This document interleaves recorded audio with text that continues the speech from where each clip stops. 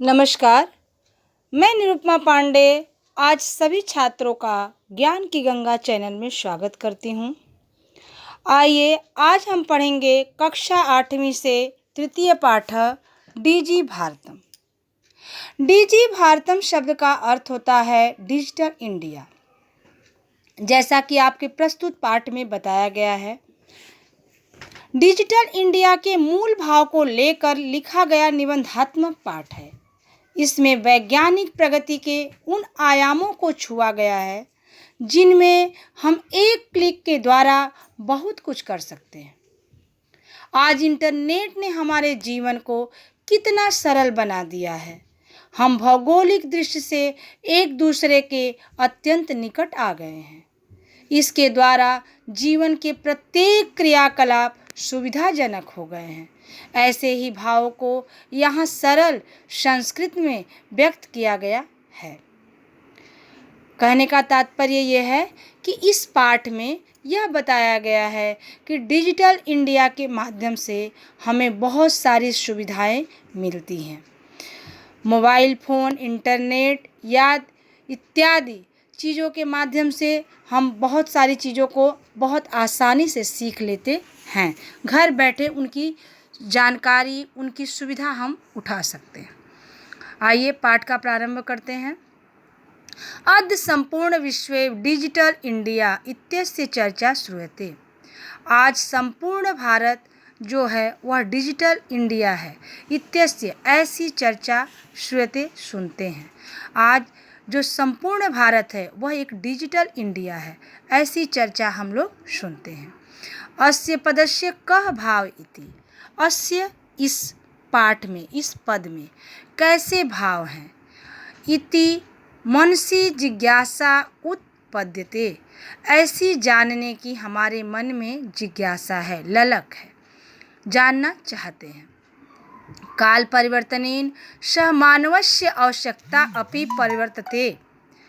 समय के परिवर्तन के साथ, समय जैसे ही परिवर्तित होता है उसी परिवर्तन के साथ मनुष्य की आवश्यकता भी परिवर्तित होती है।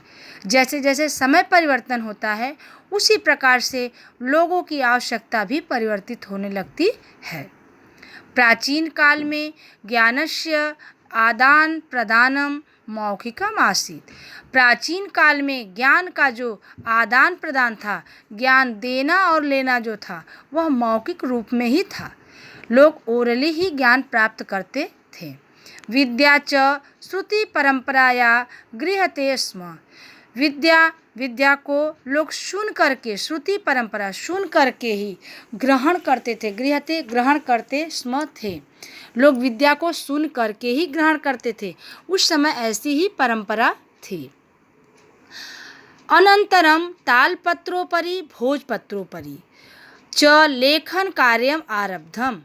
समय परिवर्तन के साथ, अनंतरम अर्थात समय परिवर्तन के साथ साथ ही तालपत्रोपरि, तालपत्रों अर्थात ताल नाम का एक वृक्ष होता है जिसके बहुत बड़े बड़े पत्ते होते हैं केले की भांति, उस पत्ते पे, और भोजपत्रों पर ही, भोज पत्ते भी जो होते हैं वो भी केले की भांति बड़े होते हैं। उन पत्तों के ऊपर लोग लेखन कार्य आरंभ कर दिए। उस पत्तों के ऊपर लोग लिखना आरंभ कर दिए। वर्तनी काले कर्गदस्य लेखन्या च आविष्कारेण सर्वेषामेव मनोगतानां भावानां कर्गदोपरि लेखनम प्रारब्धम। परिवर्तन, जैसे परिवर्तन होने लगा, समय का जैसे जैसे ही परिवर्तन होने लगा, लोग कर्गदस्य, लोग क्या करने लगे कि कागज का, जो कागज लेखन्या च आविष्कारेण, कागज का जैसे आविष्कार हुआ तो लोगों ने क्या किया कि सर्वेषाम, सभी लोगों ने क्या किया कि मनोगता नाम, अपने मन की बातों को, अपने मन की भावनाओं को कर्गदोपरि लेखनम प्रारंभ। जब कागज का आविष्कार हुआ तो लोगों ने अपने मन की बातों को कागजों पर ही, कागज के ऊपर लिखना प्रारंभ कर दिया था। टंकणस्य आविष्कारेण तु लिखिता सामग्री टंकिता सही बहुकालाय सुरक्षिता अतिष्ठत। टंकड़ यंत्रम अर्थात टाइपिंग मशीन। जो टाइपिंग मशीन का जब आविष्कार हुआ तो लोगों ने क्या किया कि लिखना प्रारंभ किया। सामग्री, उसमें जो भी चीज़ें उस टाइपिंग मशीन के द्वारा लिखी जाती थी, टाइपिंग मशीन के ऊपर जो लिखी जाती थी, बहुकालाय बहुत समय तक सुरक्षिता अतिष्ठत, वह सुरक्षित रखी जाती थी।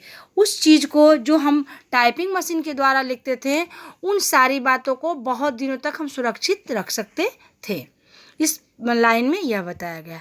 वैज्ञानिक प्रगति यात्रा पुनरपि अग्रे गता।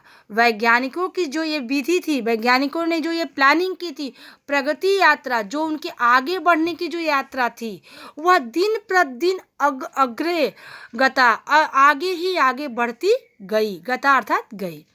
अद्य सर्वाणि कार्याणि संगणक नामकेन यंत्रेण साधितानि भवन्ति।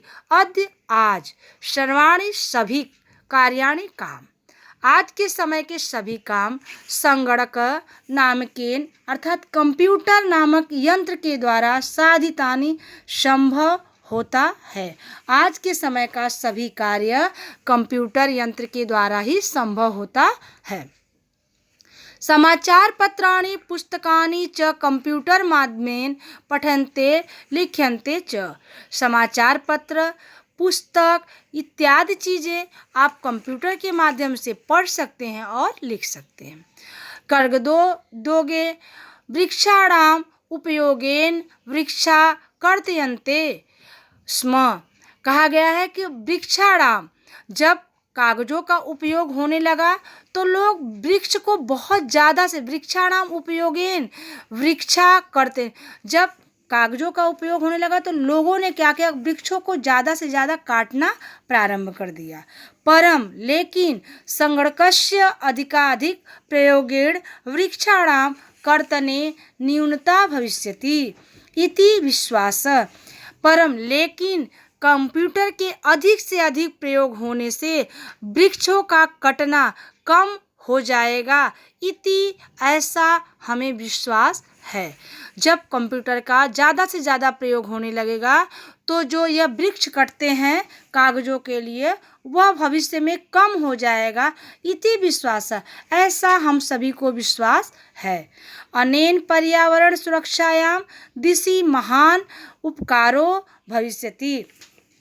इस प्रकार से पर्यावरण को सुरक्षित रखने के लिए अनेक कार्य, अनेक दिशा जो हम लोगों ने जो अपनाई है, वह महान उपकारो भविष्यति, वह महान ही उपकार का कार्य होगा, ऐसा इस पाठ में बताया गया है। Next video, next paragraph.